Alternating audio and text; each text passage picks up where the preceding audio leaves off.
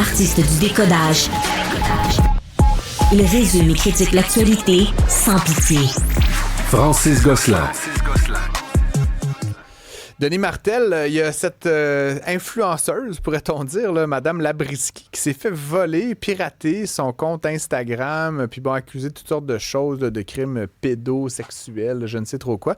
Tu as été appelé à la rescousse, puis il y a tout un marché, là, un marché noir, on pourrait dire, de la récupération des comptes de médias sociaux. Dis-nous-en un petit peu plus, ça m'intéresse toujours, les marchés noirs. C'est bien expliqué, c'est un marché noir. Écoute, je pensais que c'était... j'en avais entendu parler en 2022, là, je relisais, je savais que ça remontait à un certain temps. C'est le Wall Street Journal qui avait fait ressortir cette histoire-là, à savoir qu'il y a des gens qui offraient des services pour récupérer des comptes bannis ou qui avaient été éliminés sur Facebook à l'époque ou sur Instagram en échange de sommes assez importantes. On parle de 5 000 à 15 000 en faisant miroiter des contacts à l'interne.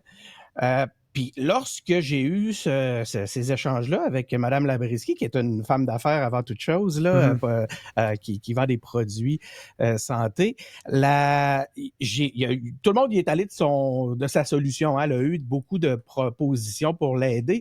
Et dans toutes ces propositions-là qu'il y avait à évaluer, il y avait cette offre-là qui venait de Montréal, qui était tout à fait récente, et une offre qui avait déjà été soumise à d'autres influenceuses québécoises qui ont déjà acheté le service d'un homme qui se présentait en cherchant à monnayer ses contacts internes chez Meta pour pouvoir débloquer le compte.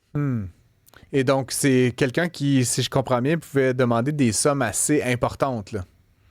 On parle, comme je te disais, de 5 000 à 15 000 L'idée, c'est qu'il y aurait des contacts à l'interne chez Facebook qui ont accès à l'outil qui s'appelle Oops, OOPS, qui permet chez Meta, à l'interne, de pouvoir débloquer les comptes. Souvent, c'est un outil qui avait été conçu surtout pour aider les personnalités publiques, là, les politiciens, les vedettes et autres à pouvoir justement avoir un impact direct sur la plateforme pour pouvoir débloquer ce genre de situation-là un peu farfelue, complètement invraisemblable, là, tel que Mme Labriski a vécu.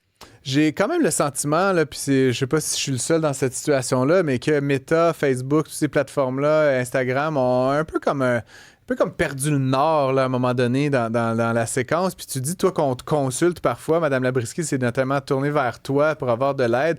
Je te raconte rapidement, là, mais tu sais, récemment, j'ai essayé de vendre une paire de AirPods sur Marketplace, puis je me suis fait flaguer pour contrefaçon. Puis j'étais comme...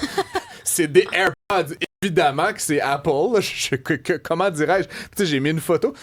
J'ai un autre, à un moment donné, un commentaire là, apparemment, j'aurais fait du contenu haineux. Puis j'ai fait appel. Puis ils ont dit non, c'est du contenu haineux. Puis je suis comme, mais c'était comme une blague. Ouais. En tout cas, j'oublie. Mais tu sais, c'est comme, c'est un peu brisé leur affaire. Puis là, tu dis que toi, il y a un outil qui existe qui s'appelle Oops, mais finalement, il faut être une rockstar puis payer 15 000 $ pour avoir accès comme à un humain. Tu sais, j'étais un peu flabbergasté par ce niveau de service à la clientèle, personnellement. Mais exactement, tu as un bon point, parce que tout ça naît du mauvais service à la clientèle de Facebook puis de Meta en général. C'est impossible, c'est très difficile. En tout cas, pour le commun des mortels, je te confirme, c'est impossible de parler à quelqu'un. Puis tout ça, ben, ça fait que ça l'ouvre la porte à toutes sortes d'offres ou de trucs comme ceux-là qui, dans bien des cas, sont frauduleuses. C'est pas vrai. Et s'ils le peuvent, si c'est vrai, parce que moi, les témoignages que je lisais des autres influenceuses québécoises qui se sont prévalus de ce service-là, c'est qu'effectivement, leur compte avait été débloqué après avoir versé des 8 000, des 10 000 $. Ben ça veut dire que cette personne-là a des complicités au sein de chez Facebook. Mais tu as raison, pour ce qui est de toute la modération actuellement, c'est n'importe quoi. Puis c'est pas seulement chez Meta. Chez TikTok, c'est pareil. On est flagué sur des trucs, c'est absolument aberrant, là, c'est complètement stupide. Tu sais, Mme Labriski, pour pédocriminalité ou je sais pas quoi, là, production. Il y a quelque chose, il y a comme 1 + 1, mais peut-être pas 2. Fred Bastien, je te sens vivement... Non, mais les gars, vous avez tout dit, là, ça arrive beaucoup trop souvent, puis c'est absolument désolant. Pour les gens qui le vivent, là, qui évidemment voudraient pas se retourner vers ce marché noir, là, le 5 000, 15 000 $, un truc que j'ai vu, que j'ai des amis qui ont essayé puis que ça a fonctionné, même si c'est compliqué, là, mais encore une fois, c'est comme un peu de l'extorsion, mais c'est de s'abonner sur les services de crochet bleu de Meta pour être vérifié. Oui, okay. Parce que dans ces services-là, on doit payer mensuellement, mais on offre un meilleur support à la clientèle qui est déjà absolument inefficace. Là. Puis même, ça prend plusieurs essais, mais là, il y a un humain de plus dans le loop. Puis on réussit à avoir un peu plus de services, même si le service en tant que tel n'est pas toujours excellent non plus. Ça serait bien de ne pas finir l'émission avec des sujets aussi décourageants, messieurs. Prenons-en bonne note pour les prochains jours. Denis Martel, je rappelle que tu es stratège en communication numérique. Je note d'ailleurs que si jamais je me fais arnaquer, on t'appelle. Hein? C'est ça la morale de l'histoire.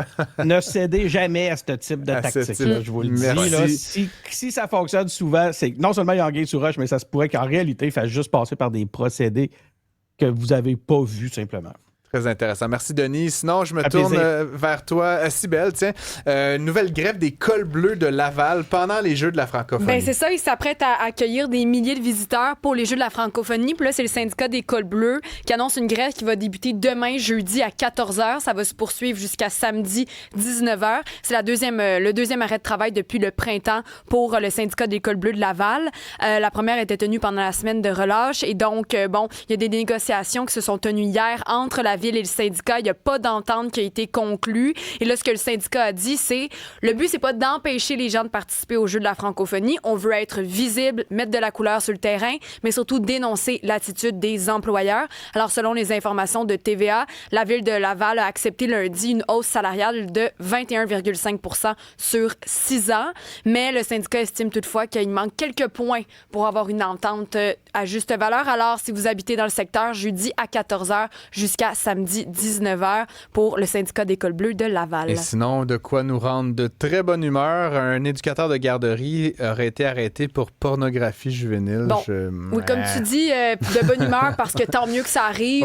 C'est frustrant que ça arrive. Que ça existe. Donc, il a 41 ans, il travaille dans une garderie de Montréal. Il a été arrêté pour possession, production et distribution de pornographie juvénile. Et donc, là, il travaillait dans un établissement où des enfants de moins de 5 ans se trouvaient. Voilà, l'homme en question, Jean-Philippe Decagne, a été arrêté le 9 juillet dernier par le service de police de la ville de Montréal.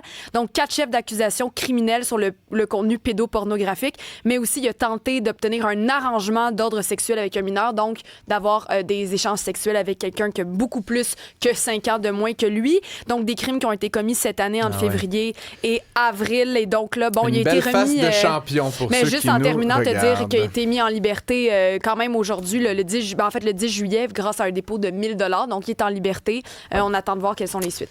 L'enfer. On va quand même essayer de se laisser en douce avec Fred Et Bastien, voilà. qui Fred, a merci. toute l'émission voulu nous parler d'un cadeau d'anniversaire de mariage un peu romantique, un peu absurde. C'est Fred Tori Bastien. Spelling, Francis. Tori Spelling, qui est l'actrice de Beverly Hills 90210, qui a raconté avoir décidé il y a quelques années de remplacer ses implants mammaires. Et après l'intervention, elle a convaincu son médecin de lui laisser ses anciens implants qu'elle a offert à son mari comme cadeau de mariage, ou son mari Dean McDermott.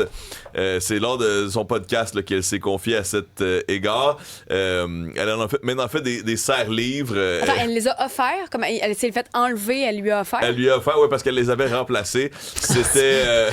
Ceux qui nous regardent pas, faut voir quand même le visage de Cybèle actuellement. Et ils se sont séparés en 2023. Après 18 ans de vie commune, l'acteur canadien lui a proposé de lui rendre le cadeau. Elle lui a demandé si elle voulait les récupérer. Elle a dit non. Comme la bague de mariage. Tu peux les garder. Tu sais je sais que tu les vois, moi, as toujours spontanément, aimés. je pensais à l'oreille de Van Gogh. Faut dire quand même, un morceau de mon corps. Dans tout ça, il faut dire qu'elle regrette d'avoir des implants là, dès l'âge de 19 ans. Elle regrette cette décision. Alors, merci Tori pour ces bonnes nouvelles. Ben oui, voilà. Donc, ne faites pas de cadeaux qui comprennent des portions de votre corps, qu'elles soient pas son corps, vivantes mais ou presque, mortes. là. Là, mais franchement, Des là, extensions je sais pas. de ton corps. Une vieille capote, là, je sais pas. Bref, Franchement. merci à tous et à toutes d'être à l'écoute. Cybèle, Merci, Olivier, Francis. Fred Bastien. Un grand plaisir de te retrouver Oui, d'ailleurs. pareillement. Évidemment, l'équipe en régie, tout ceci serait impossible sans vous. Jean-Philippe Leroux, Maximile Sayer et le coach des Canadiens, Jacques Martin. À demain, chers auditeurs.